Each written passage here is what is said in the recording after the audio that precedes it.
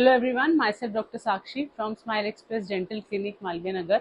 आज जिस टॉपिक के बारे में हम बात करेंगे वो है कि कब आपको आरसीटी की ज़रूरत है और कब आपको फिलिंग की ज़रूरत है। कि अब आपको पता चले कि नहीं, अब मुझे रूट कैनाल और कैप कराना ही कराना है, फिलिंग से काम नहीं चलेगा। तो कुछ सिम्टम्स आप फील करोगे जो मैं आपको बताऊंगी। तो वैसे तो डेंटिस्ट के पास जाके ही आपको कंफर्म करना है। This is not a confirmation video कि नहीं हमने बोल दिया तो आपको रूट कैनल कराना है, क्योंकि ऐसे नहीं होता। आप अगर कोई सिम्टम लेके जाएंगे तो हम एक्सरेज लेंगे और फिर फाइनल कंफर्म होगा। बट स्टिल खुद से आप मेंटली प्रिपेयर हो जाए, इसीलिए कुछ पॉइंट्स मैं आपको बताऊंगी। तो कुछ सिम्टम्स, जैसे पहला सिम्टम ये है कि आपको दर्द परसिस्टेंट है, कॉन्टिन्यूसली दर्द हो रहा है, ठीक नहीं हो रहा, ठीक है, तो 100% आपको रूट कैनाल कराने की ज़रूरत है। सेकेंड पॉइंट ये है कि जो आपको दर्द हो रहा है वो रेडिएटिंग हो, मतलब सिर की तरफ, कान की तरफ या आंखों की तरफ, ऐसे मतलब रेडिएट हो उस जगह से, तो प्रोबेबली आपको तब भी रूट कैनाल की ज़रूरत पड़ेगी। तीसरा ये है कि जैसे ऊपर का दांत खराब होता है तो उसका पेन नीचे की तरफ जाता है, और नीचे का अगर दांत में दर्द होता है तो ऊपर का तो पेशेंट बहुत बार अप्रिशिएट नहीं कर पाता कि कहाँ पेन है। तो अगर ऐसा आपको हो रहा है कि समझ नहीं आ रहा कि कहाँ दर्द है, तो रूट कैनाल होगा ही होगा।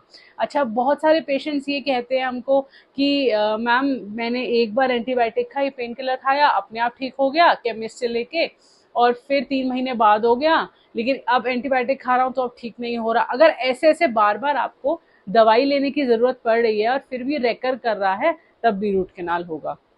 अच्छा, बहुत केसेस में दर्द नहीं होता, लेकिन दांत के आसपास जो मसूड़ा है उसमें कोई ना कोई थोड़ी सी स्वेलिंग या बॉयल जैसा, पिंपल जैसा आपको कहीं अगर लगे जहाँ से पस डिस्चार्ज हो रहा है, तब आपको रूट कैनाल कराने की ज़रूरत है। बिकॉज इसका मतलब इन्फेक्शन टूथ और बोन में पूरे से बन चुका है, तो वो इन्फेक्शन निकालने का एक ही तरीका है, ठीक है।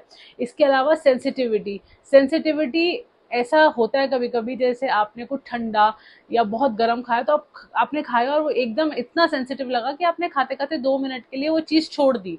अगर इतना सेंसिटिव है तो इसका मतलब उतना डैमेज हो चुका है टूथ को।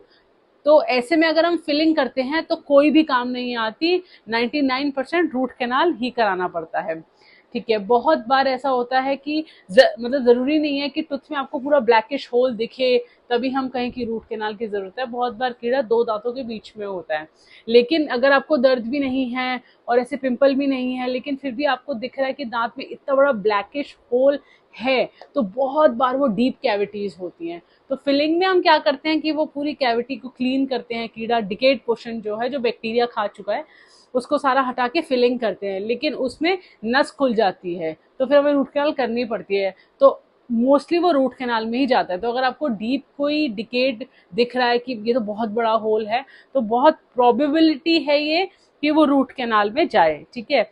और आपके जो गम्स हैं वो बहुत स्वॉलन है, टेंडर है, ठीक है। तो बहुत बार क्या होता है कि मसूड़ों की प्रॉब्लम होती है लेकिन टूथ की नहीं होती, ठीक है। उस केस में, और आपको ठंडा गर्म लग रहा है बहुत ज़्यादा, लेकिन आपका दांत ठीक है, तो उस केस में जब इतना ठंडा गर्म लगता है कि हमारे पास कोई ऑप्शन नहीं बचता, तो हम उस दांत की नसों को ही डेड कर देते हैं, रूट कैनाल ही कर देते हैं और कैप लगा देते हैं, जिससे क्या वहाँ खाना भी नहीं फंसता और गम्स भी टेंडर नहीं होते। तो ये सारे पॉइंट्स हैं कि जो आपको, अगर आपके साथ इनमें से कुछ भी हो रहा है तो 99% रूट कैनाल और फॉलोड बाय कैप होगा।